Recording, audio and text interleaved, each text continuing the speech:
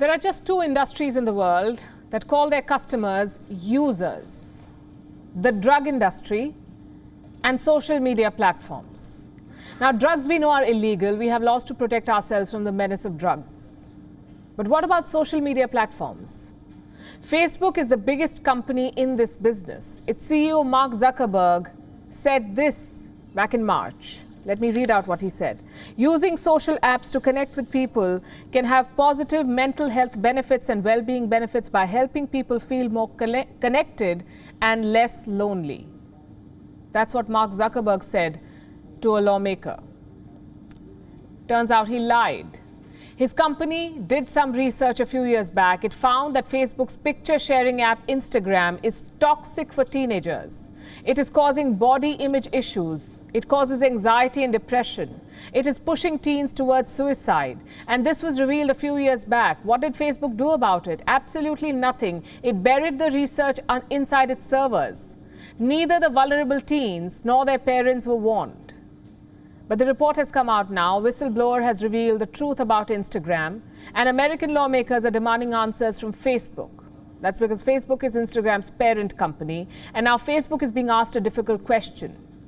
Does Facebook know how many children have committed suicide due to the company's services?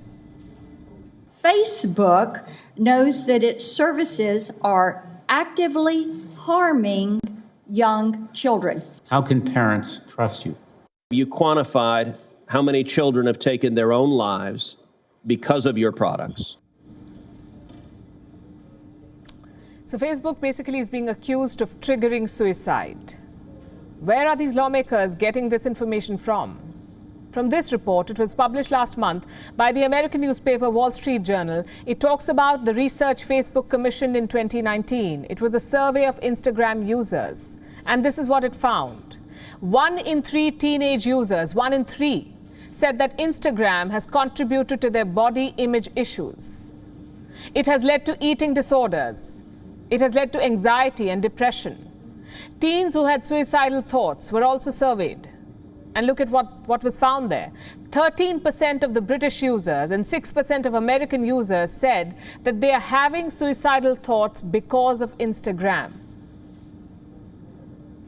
This was revealed in 2019. Facebook has known all of this for almost 2 years, and it did nothing to fix this. No notifications to alert users about Instagram's ill effects, no warnings in the app on the kind of behavior it may lead to, no course correction. Facebook brushed the findings under the carpet, but it could not hide them.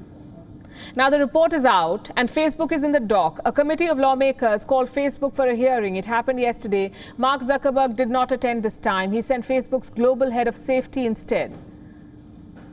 Her name is Antigone Davis. She faced a barrage of questions and 3 major charges. Number 1, Facebook concealed facts that its services are harming users. Number 2, the company is exploiting young users. And number 3, children are struggling with addiction because they use Facebook services. We're here today because Facebook has shown us, once again, that it is incapable of holding itself accountable. We now have deep insight into Facebook's relentless campaign to recruit and exploit young users. We know it chooses the growth of its products over the well-being of our children. Facebook knows, they know that children struggle with addiction on Instagram, and they didn't want to admit it. What was Facebook's response? Well, first it tried to downplay the leak. It published a blog calling the claims, quote unquote, not accurate and a poor interpretation of data. This was defiance. The strategy did not work. Now the company has been forced to pause the launch of Instagram Kids. You heard that right, Instagram Kids. Facebook was working on a separate Instagram app for children below 13 years of age, 13. Allow me to quote what Instagram's head, Adam Mosseri, said in his defense.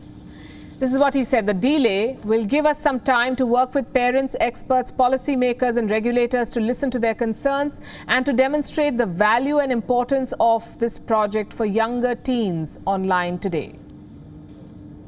This is an embarrassing U-turn, to say the least. Clearly, the attempt to push back against the accusations has failed. Facebook is now being compared to big tobacco companies, the ones that fuel lethal addiction to make money, and it's a fair comparison, we say. Just look at your Instagram app, and you'll know why. Whenever you pull down to refresh, your timeline fills up with new content to keep you hooked. If you like a certain kind of image or a video, the app will keep throwing similar content at you. There are stories on top. You don't even have to make an effort to scroll through them. They flip automatically. What do you think all of these features are meant for? They're all designed to develop a habit, an addiction, very similar to what smokers and drug users develop. Just like big tobacco firms, Facebook is playing down and misleading the world about the harmful effects of its apps. Companies like Facebook are spawning new addicts, and this time their target is our children. WION is now available in your country. Download the app now and get all the news on the move.